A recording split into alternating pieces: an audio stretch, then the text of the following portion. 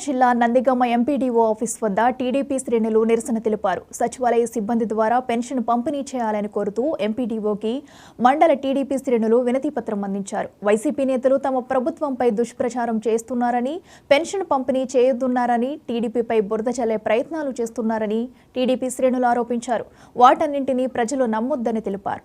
ఈరోజు రాష్ట్ర తెలుగుదేశం పార్టీ ఆదేశానుసారం నందిగామ ఎంపీడీఓ గారికి ఈ పింఛన్లపై ఒక మెమోరాండం నందిగామ మండల తెలుగుదేశం పార్టీ తరఫున మెమోరాండం ఇవ్వడం జరిగింది.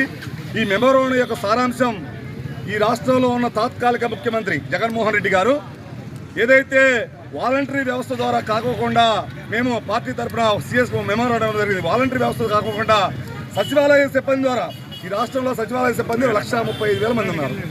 1,35,000 మంది సచివాలయ సిబ్బంది ద్వారా పెన్షన్స్ వాళ్ళకి మరి మంజూరు చేయండి, పెన్షన్స్ వాళ్ళ సప్లై ఇవ్వండి అని మేము కోరితే దీన్ని వేరే రకంగా మేము పెన్షన్స్ వద్దన్నామని మరి తెలుగుదేశం పార్టీ వాళ్లే పెన్షన్స్ ఆపన్నారని దుష్ప్రచారం చేస్తున్నాడు ఈ తాత్కాలిక ముఖ్యమంత్రి జగన్మోహన్ రెడ్డి, ఈ వైఎస్ఆర్ పార్టీ నాయకులు.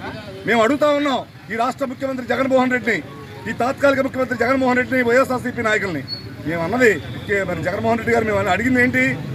ఏదైతే వాలంటరీ వ్యవస్థ ద్వారా కాకోకుండా ఏదైతే సచివాలయ సిబ్బంది ఉన్నారో 1,35,000 మంది రాష్ట్రంలో వారి ద్వారా పెన్షన్ పంపించండి. మేము ఎక్కడ ఆటంకం దానికి పెన్షన్లకి మేము పంపిణీ చేయడానికి ఎట్టి పరిస్థితులు మేము ఆటంకపరచాం. మాకు దానికి సంబంధించి మేము రాబోయే రోజుల్లో కూడా సచివాలయ సిబ్బంది వాలంటరీ వ్యవస్థ ద్వారా దాన్ని ఇంప్లిమెంట్ చేసి ముందుకు తీసుకెళ్తామని చెప్పారు తప్ప మరి మా చంద్రబాబు నాయుడు గారు దీని మీద ఎక్కడ మరి తప్పుగా ఇచ్చేయలేదు. మేము వెంటనే డిమాండ్ చేస్తున్నాం నందిగామ మండల తెలుగుదేశం పార్టీ తరఫున వెంటనే సచివాలయం